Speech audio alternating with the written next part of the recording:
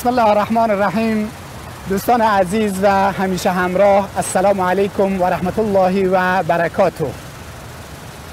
نیکی به دیگران، احسان به دیگران باعث آرامش و خوشحالی در زندگی ما می شود. اگر می خواهیم شاد باشیم، شاد زندگی بکنیم و سعادت به روی ما لبخند بزند و ما هم به روی دنیا و دیگران لبخند بزنیم، به دیگران نیکی کنیم. فردی که به دیگران نیکی می کند، قبل از این که دیگران ثمره نیکی ها و خوبی هایش رو ببینن، خودش می بیند. به دلیل اینکه در درونش از اینکه کار خوبی رو انجام داده، کار خیری رو انجام داده، احساس خوشحالی میکنه، احساس سعادت میکنه و احساس آرامش میکنه.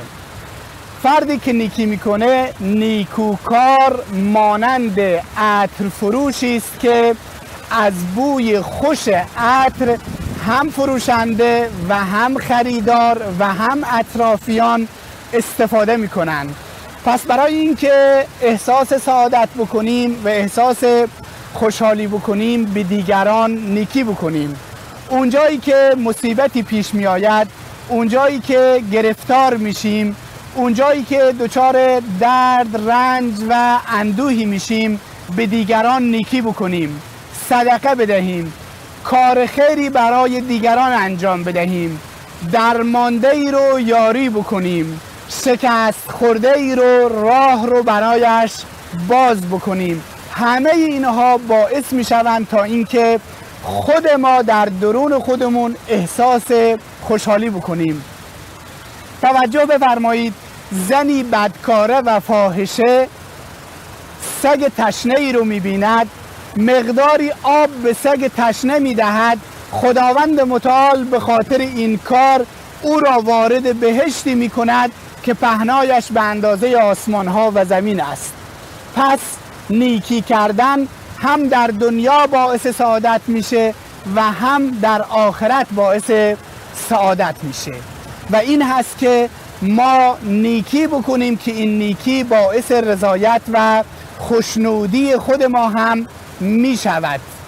و امیدوارم که برای اینکه آرامش به زندگی ما برگردد، به دیگران نیکی و احسان بکنیم. تبسم، لبخندی که به چهره دیگران میزنیم، اونطوری که نبی اکرم صلی الله علیه و آله و سلم فرمود تبسمک فی وجه اخیک صدقه. تبسم تو در چهره برادر مسلمانت صدقه است. ترشرویی، بد اخلاقی، بدی کردن به دیگران قبل از اینکه برای دیگران بد بشه، زندگی خود ما رو تباه میکنه، خود ما رو نابود میکنه، آرامش جایش رو به اضطراب و ناراحتی میده. پس بیاییم و به دیگران نیکی بکنیم تا اینکه چهره آرامش و زیبایی رو خود ما هم ببینیم. تا جلسه دیگر، السلام علیکم و رحمت الله و برکاته.